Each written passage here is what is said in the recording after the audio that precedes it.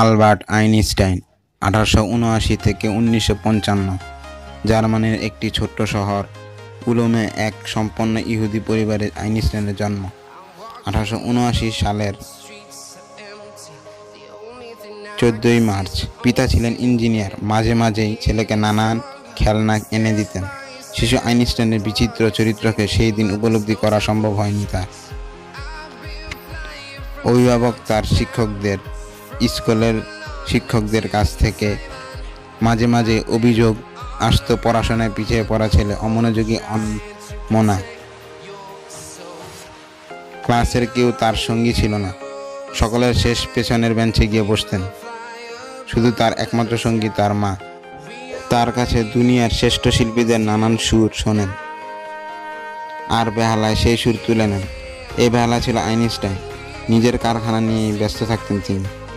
আনন্দেই কাটছিল তার জীবন। সেই আনন্দে ভরা দিনগুলোর মাঝে হঠাৎ কালো মেঘ ঘনিয়ে এলো। নিজের সেই শৈশবে আইনস্টাইন প্রথম অনুভব করলেন জীবনের তিক্ত স্বাদ। তারা ছিলেন ইহুদি, কিন্তু স্কুলে ক্যাথলিক ধর্মের নিয়মকানুন মেনে চলতে হতো। স্কুলের সমস্ত পরিবেশটাই বিষাদ হয়ে যায় তার কাছে। সঙ্গী নেই, বন্ধু নেই। মনের নিসঙ্গতা ভুলতে আশ্রয় নিলেন বইয়ের মধ্যে। দর্শনের বই তাকে সবচেয়ে বেশি মুগ্ধ করত। 15 বছর বয়সের মধ্যে তিনি কান্ট, স্পিনোজা, ইউক্লিড, নিউটনের রচনা পড়ে শেষ করে ফেললেন। বিজ্ঞান দর্শনের সাথে পড়তেন গ্যাটে, শিলার, শেক্সপিয়ার। অবসর সময় বেহালার ছেড়ে বিটোফন, মোৎসার্টের সুর তুললেন। এরাই ছিল তার সঙ্গী, বন্ধু, তার জগৎ। এই সময় বাবার ব্যবসায় মন্দা দেখা দিল। তিনি স্থির করলেন মিউনিক ছেড়ে মিলানে চলে যাবেন। তাতে যদি ভাগ্যের পরিবর্তন হয়। সকলে মিউনিক ত্যাগ করল, শুধু সেখানে একা রয়ে গেলেন আইনস্টাইন। সুইজারল্যান্ডের একটি পলিটেকনিক স্কুলে ভর্তি হলেন। প্রথমবার তিনি পরীক্ষায় উত্তীর্ণ হতে পারলেন না। দ্বিতীয়বারের চেষ্টায় পরীক্ষায় পাশ করলেন। বাড়ির আর্থিক অবস্থা ক্রমশই খারাপ হয়ে আসছে। আইনস্টাইন অনুভব করলেন সংসারের দায় দায়িত্ব তাকে গ্রহণ করতেই হবে। শিক্ষকতার বৃত্তি গ্রহণ করবার জন্য তিনি পদার্থবিদ্যা ও গণিত নিয়ে পড়াশোনা আরম্ভ করলেন। জুরিখ বিশ্ববিদ্যালয় থেকে স্নাতক হয়ে শিক্ষকতার জন্য বিভিন্ন স্কুলে দরখাস্ত করতে আরম্ভ করলেন। অনেকের চেয়ে শিক্ষকতা যোগ্যতা তার বেশি ছিল, কিন্তু কোথাও চাকরি পেলেন না। কারণ তার অপরাধ, তিনি ইহুদি। নিরুপায় আইনস্টাইন খরচ চালাবার প্রয়োজনে বাড়ি বাড়ি গিয়ে ছাত্র পড়াতে আরম্ভ করলেন। এই সময় আইনস্টাইন তার স্কুলের সহপাঠিনী মিলেভা মারেককে বিয়ে করলেন। তখন তার বয়স মাত্র 22। মিলেভা শুধুমাত্র আইনস্টাইনের স্ত্রী ছিলেন না, প্রকৃত অর্থেই তার জীবনসঙ্গী ছিলেন। আইনস্টাইন বুঝতে পারলেন শিক্ষকতার কাজ পাওয়া তার পক্ষে সম্ভব না। একটি অফিসে ক্লার্কের চাকরি নিলেন। কাজের ফাঁকে ফাঁকে নিজের খাতায় পাতায় সমাধান করতেন অঙ্কের জটিল তত্ত্ব। স্বপ্ন দেখতেন প্রকৃতির দুর্জয় রহস্য ভেদ করবার। তার এই গোপন সাধনার কথা শুধুমাত্র মিলেভাকে বলেছিলেন। আমি এই বিশ্ব প্রকৃতির স্থান ও সময় নিয়ে গবেষণা করছি। আইনস্টাইনের এই গবেষণায় ছিল না কোনো ল্যাবরেটরি, ছিল না কোনো যন্ত্রপাতি। তার একমাত্র অবলম্বন ছিল খাতা কলম আর তার অসাধারণ চিন্তা শক্তি। অবশেষে শেষ হলো তার গবেষণা। তখন তার বয়স মাত্র 26। একদিন 30 পাতার একটি প্রবন্ধ নিয়ে হাজির হলেন বার্লিনের বিখ্যাত বৈজ্ঞানিক পত্রিকা অ্যানালেন ডার ফিজিক এর অফিসে। এই পত্রিকা 1901 থেকে 1904 পর্যন্ত আইনস্টাইন 5টি রচনা প্রকাশ করলেন। এইসব রচনায় প্রচলিত বিষয়কে নতুনভাবে ব্যাখ্যা করা হয়েছে। এতে আইনস্টাইনের নাম বিজ্ঞানী মহলে ছড়িয়ে পড়ল। কিন্তু আর্থিক সমস্যার কোনো সুরাহা হলো না। নিতান্ত বাধ্য হয়ে বাড়িতে ছাত্র পড়াবার কাজ নিলেন। একদিকে অফিসের কাজ, মিলেভার স্নেহ ভরা ভালোবাসা, অন্যদিকে বৈজ্ঞানিক গবেষণা। অবশেষে 1905 সালে প্রকাশিত হতো তার বিখ্যাত আপেক্ষিকতার তত্ত্ব। বিজ্ঞানের জগতে এক নতুন দিগন্ত উদ্ভাসিত করল। এই আপেক্ষিকতা বলতে বোঝায় কোনো বস্তুর সঙ্গে সম্বন্ধ বা অন্য কিছুর তুলনা। আইনস্টাইন বললেন, আমরা যখন কোনো সময় বা স্থান পরিমাপ করি তখন আমাদের অন্য কিছুর সঙ্গে তুলনা করতে হবে। তিনি বলেছেন, আলোক, বিশ্বজগৎ, কাল এবং মাত্রা আপেক্ষিক।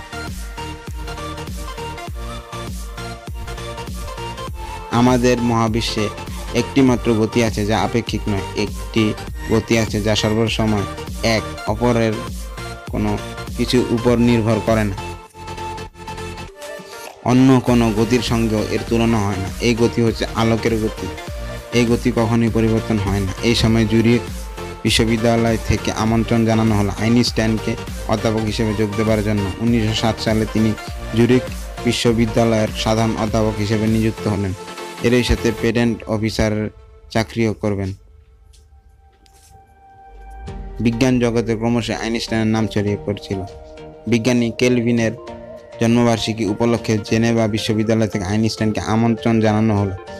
এখানে তাকে অনারি ডক্টরেট উপাধি দেওয়া হলো। এরপর তার ডাক এর জার্মানির সলসবার্গ কনফারেন্স থেকে। এখানে জগৎবিখ্যাত বিজ্ঞানীদের সামনে তার প্রবন্ধ পড়লেন আইনস্টাইন। তিনি বলেন, তাত্ত্বিক পদার্থবিদ্যার অগ্রগতির পরবর্তী পর্যায়ে আমরা এমন কোনো এক তত্ত্ব পাবো যা আলোর কণাতত্ত্ব এবং তরঙ্গ সময়ের বাদানে বাঁধতে পারবে। আইনস্টাইনের এই উক্তির জবাবে বিজ্ঞানী প্লাঙ্ক বললেন, আইনস্টাইন যা চিন্তা করেছেন সেই পর্যায়ে চিন্তা করবার সময় এখনো আসেনি। এর উত্তরে আইনস্টাইন তার বিশেষ আপেক্ষিক তত্ত্বের E=mc² উৎপত্তিটি আলোচনা করে বোঝালেন তিনি যা প্রমাণ করতে চাইছেন তা কতখানি সত্য। 1908 সালে জুরিখ বিশ্ববিদ্যালয়ে নতুন তাত্ত্বিক পদার্থবিদ্যার পদ সৃষ্টি করা হলো। রাজনৈতিক মহলের চাপে এই পদে মনোনীত করা হলো আইনস্টাইনের সহপাঠী ফ্রেডরিক অ্যাডলারকে। ফ্রেডরিক নতুন পদে যোগ দিয়ে জানতে পারলেন তাকে আইনস্টাইনের পরিবর্তে নিযুক্ত করা হয়েছে। তিনি কর্তৃপক্ষকে জানালেন এই পদের জন্য আইনস্টাইনের চেয়ে যোগ্য ব্যক্তি আর কেউ নেই। তার তুলনায় আমরা জ্ঞান নেহাতি নগণ্য। বিশ্ববিদ্যালয় কর্তৃপক্ষ উপলব্ধি করতে পারলেন ফ্রেডরিকের কথার গুরুত্ব। অবশেষে 1909 সালে আইনস্টাইনকে নতুন পদে নিয়োগ করা হলো। অবশেষে আইনস্টাইন তার পেটেন্ট অফিসারের চাকরিতে ইস্তফা দিয়ে পুরোপুরি শিক্ষকতার পেশা গ্রহণ করলেন। জুরিখে এসে বাসা ভাড়া করলেন। আইনস্টাইন আর কেরানি নন, প্রফেসর, কিন্তু মাইনে আগে পেতেন 4500 ফ্র্যাঙ্ক, এখন তাই। তবে লেকচার ফি বাবদ সামান্য কিছু বেশি।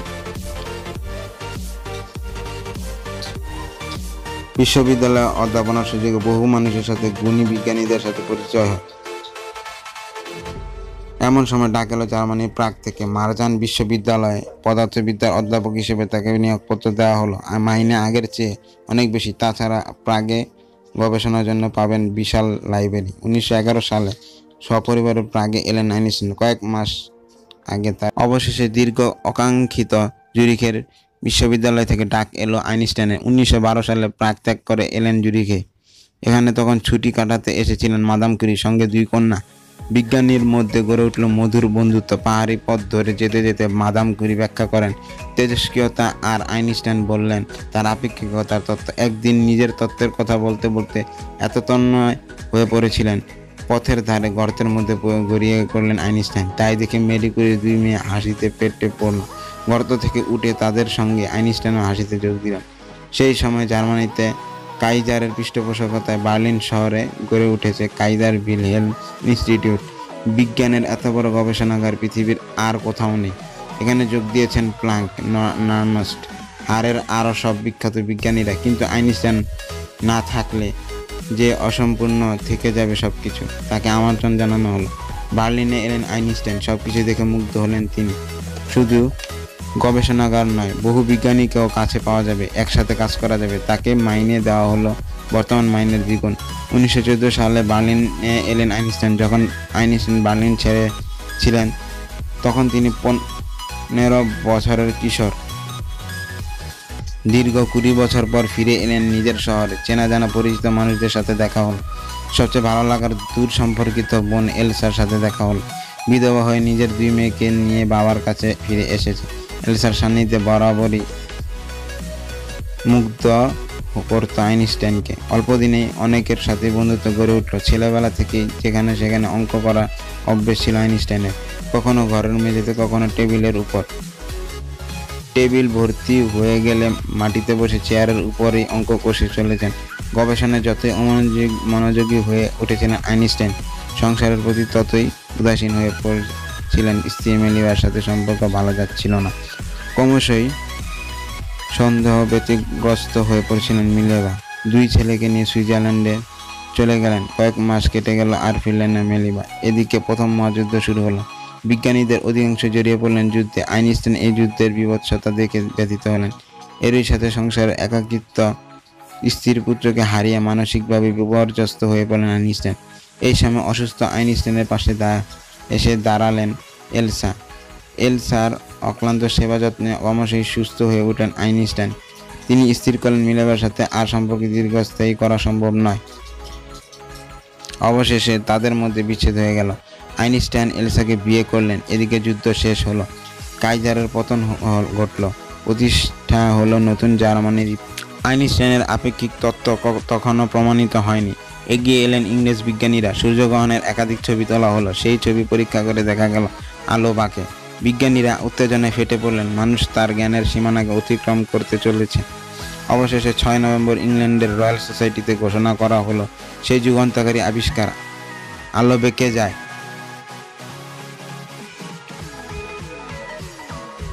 এই বাঁকের নাম নিউটনের তত্ত্বে নেই। আলোর বাঁকের মাপ আছে আইনস্টাইনের আপেক্ষিকতাবাদের সূত্রে। প্রিয় আইনস্টাইন তার এই যুগান্তরী আবিষ্কার নিয়ে কৌতুক করে বললেন, আমার আপেক্ষিক তত্ত্ব সত্যি বলে প্রমাণিত হয়েছে। এইবার জার্মানি বলবে আমি জার্মান, আর ফরাসি বলবে আমি বিশ্ব নাগরিক। কিন্তু যদি আমার তত্ত্ব মিথ্যা হতো তাহলে ফরাসিরা বলতো আমি জার্মান, আর জার্মানরা বলতো আমি ইহুদি। একদিন এক তরুণ সাংবাদিক বললেন, আপনি সংক্ষেপে বলুন আপেক্ষিক তত্ত্বটা কি? আইনস্টাইন কৌতুক করে বললেন, যখন একজন লোক কোনো সুন্দরীর সঙ্গে 1 ঘন্টা গল্প করে তখন তার মনে হয় সে যেন 1 মিনিট বসে আছে, কিন্তু যখন তাকে কোনো গরম উনানের ধারে 1 মিনিট দাঁড় করিয়ে দেওয়া হয় তার মনে হয় সে যেন 1 ঘন্টা দাঁড়িয়ে আছে। এই হচ্ছে আপেক্ষিক তত্ত্ব। আপেক্ষিক তত্ত্বের জটিলতার দুর্বোধ্যতার কারণে মুখরোচক কিছু কাহিনী ছড়িয়ে পড়ল। একদিন এক সুন্দরী তরুণী তার প্রেমিকের সাথে চার্চের ফাদারের পরিচয় করিয়ে দিল। পরদিন যখন মেয়েটি ফাদারের কাছে গিয়েছে, ফাদার তাকে কাছে ডেকে বললেন, তোমার প্রেমিককে আমার সব দিক থেকে ভালো লেগেছে, শুধু একটি বিষয় ছাড়া। মেয়েটি কৌতূহলে জিজ্ঞাসা করল, কোন বিষয়? ফাদার বললেন, আর কোনো রসবোধ নেই। আমি তাকে আইনস্টাইনের আপেক্ষিক তত্ত্বের কথা জিজ্ঞেস করেছি, আর সে আমাকে তাই বোঝাতে আরম্ভ করলো। হাসিতে ফেটে পড়ল মেয়েটি।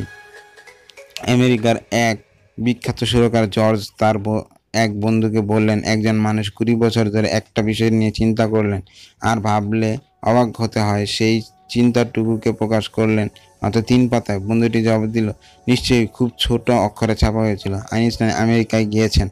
সাংবাদিকরা তাকে ঘিরে ধরল। একজন জিজ্ঞাসা করল, আপনি কি এক কথায় আপেক্ষিক তত্ত্বের ব্যাখ্যা করতে পারেন? আইনস্টাইন জবাব দিলেন, না। আজকাল মেয়েরা কেন আপেক্ষিক তত্ত্ব নিয়ে এত আলোচনা করছে? আইনস্টাইন হাসতে হাসতে বললেন, মেয়েরা সবসময় নতুন কিছু পছন্দ করে। এই বছরের নতুন জিনিস হলো আপেক্ষিকতা তত্ত্ব।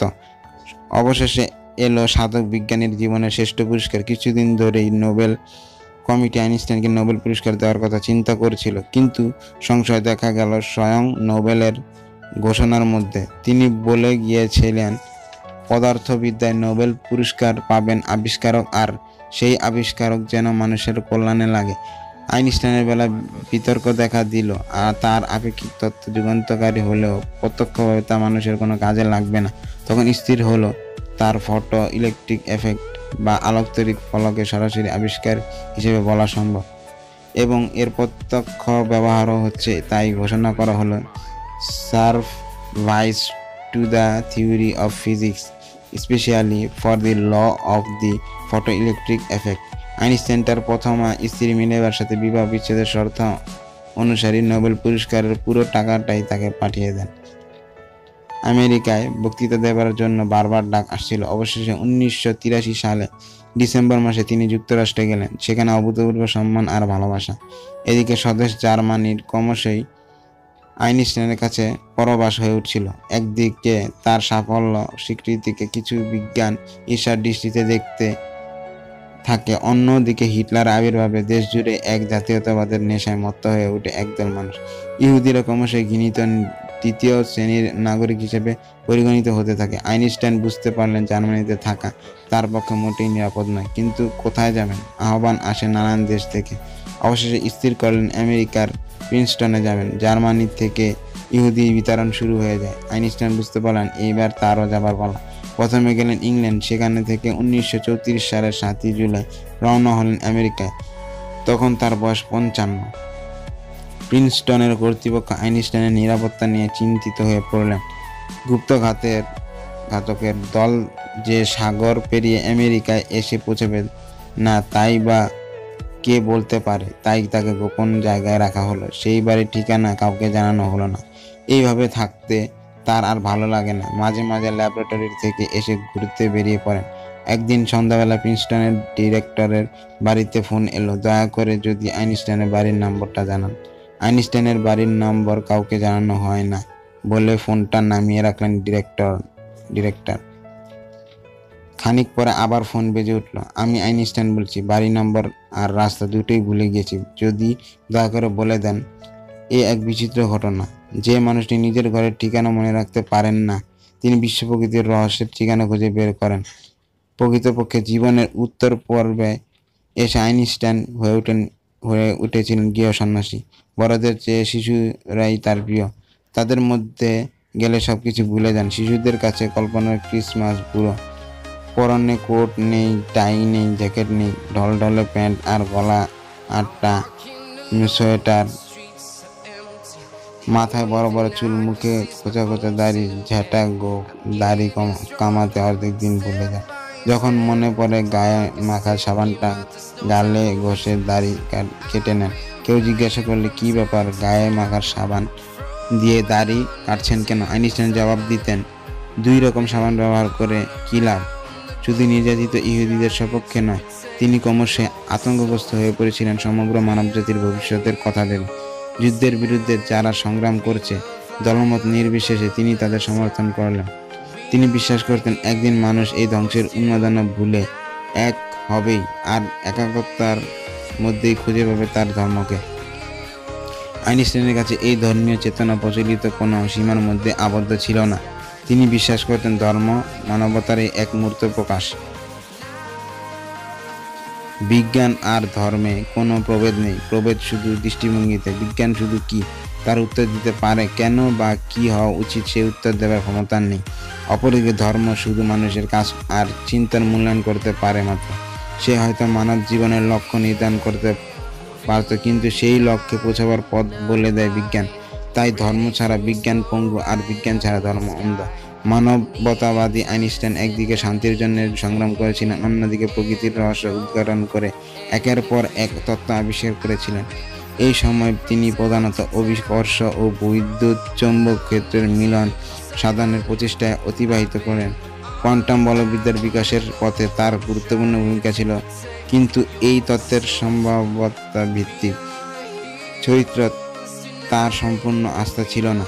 1936 সালে হঠাৎ স্ত্রী এলসা অসুস্থ হয়ে পড়লেন। সুদীর্ঘ 16 বছর ধরে এলসা ছিলেন আইনস্টাইনের যোগ্য সহধর্মিণী, তার সুখ দুঃখের সঙ্গী। আইনস্টাইন সব বুঝতে পারেন, কিন্তু অসহায়ের মতো তিনি শুধু চেয়ে থাকেন। অবশেষে 1936 সালে চিরদিনের মতো প্রিয়তমা আইনস্টাইনকে ছেড়ে চলে গেলেন এলসা। এই মানসিক আঘাতে সাময়িকভাবে ভেঙে পড়েন আইনস্টাইন। এই সময় পারমাণবিক শক্তির সম্ভাবনা উজ্জ্বল হয়ে উঠেছিল। এই শক্তির ভয়াবহতা সকলে উপলব্ধি করতে পারছিল। পরীক্ষা জানা গেল পারমাণবিক শক্তি সৃষ্টির জন্য সবচেয়ে সুবিধাজনক ধাতু হলো ইউরেনিয়াম, আর এই ইউরেনিয়াম তখন একমাত্র পাওয়া যায় কঙ্গো উপত্যকায়। কঙ্গো বেলজিয়ামের অধিকারভুক্ত। বিজ্ঞানী মহল আতঙ্কগ্রস্ত হয়ে পড়বে। যদি জার্মানদের হাতে এই ইউরেনিয়াম পড়ে, তাহলে তারা পরমাণু বোমা বানাতে মুহূর্ত মাত্র বিলম্ব করবে না।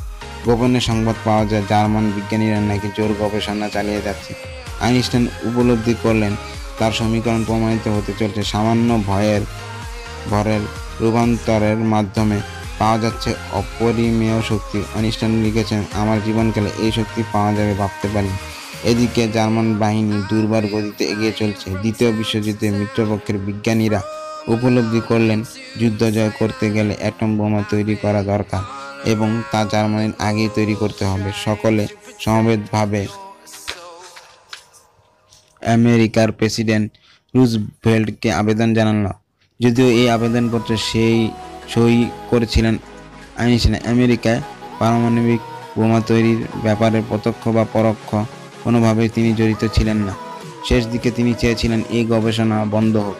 তিনি বিজ্ঞানী ম্যাক্স বর্নকে বলেন, পরমাণু বোমা তৈরির জন্য আবেদনপত্রে আমার সই করাটাই সবচেয়ে বড় ভুল। জাপানে অ্যাটম বোমা ফেলবার পর তার বিধ্বংসী রূপ দেখার দেখে বিচলিত আইনস্টাইন লিখেছেন, পারমাণবিক শক্তি মানব জীবনের খুব তাড়াতাড়ি আশীর্বাদ হয়ে দেখা দেবে সেরকম মনে হয় না। এই মুক্তি মানবজাতির প্রকৃতই ভয়ের কারণ হয়তো পরোক্ষভাবে তা ভালোই করবে। ভয় পেয়ে মানবজাতি তাদের পারস্পরিক সম্বন্ধের ক্ষেত্রে সুনির্দিষ্ট নিয়ম শৃঙ্খলা চালু করবে। ভয় ছাড়া মানুষ বোধহয় কখনোই শান্তির পথে অগ্রসর হতে পারবে না। 1950 সালে প্রকাশিত হলো তার নতুন তত্ত্ব, এ জেনারেলাইজড থিওরি অফ গ্র্যাভিটেশন, মহাকর্ষের সার্বজনীন তত্ত্ব। এত জটিল সেই তত্ত্ব খুব কম সংখ্যক মানুষই তা উপলব্ধি করতে পারলেন। যখন বিজ্ঞানীরা তাকে তার এই নতুন তত্ত্ব নিয়ে আলোচনা করতে বললেন, তিনি সকৌতুকে বললেন, 20 বছর পর এর আলোচনা করা যাবে। দ্বিতীয় বিশ্বযুদ্ধের পর গড়ে উঠেছে নতুন ইহুদি রাষ্ট্র ইসরায়েল। আইনস্টাইনকে আমন্ত্রণ জানানো হলো নতুন রাষ্ট্রের রাষ্ট্রপতি হবার জন্য। আইনস্টাইন জানালেন, প্রকৃতির তত্ত্ব কিছু বুঝলেও মানুষ রাজনীতির কিছুই বোঝে না। তাছাড়া রাষ্ট্রপতির পদ শুধুমাত্র শোভাবর্ধনের জন্য। শোভা হলেও তার বিবেক যা মানতে পারবে না তাকে তিনি কখনোই সমর্থন করতে পারবেন না। জীবন শেষ হয়ে আসছিল। এই সময় ইংরেজ মনীষী বার্ট্রান্ড রাসেল অনুরোধে বিশ্বশান্তির জন্য খসড়া লিখতে আরম্ভ করলেন, কিন্তু শেষ করতে পারলেন না। 1955 সালের 18 এপ্রিল তার জীবন শেষ হল। তার ইচ্ছা অনুসারে মৃতদেহটি পুড়িয়ে ছাই করে দেওয়া হলো। শোনা যায় পরীক্ষার জন্য তার ব্রেন কোনো গবেষণাগারে নিয়ে যাওয়া হয়েছিল। সে সম্বন্ধে কেউ আর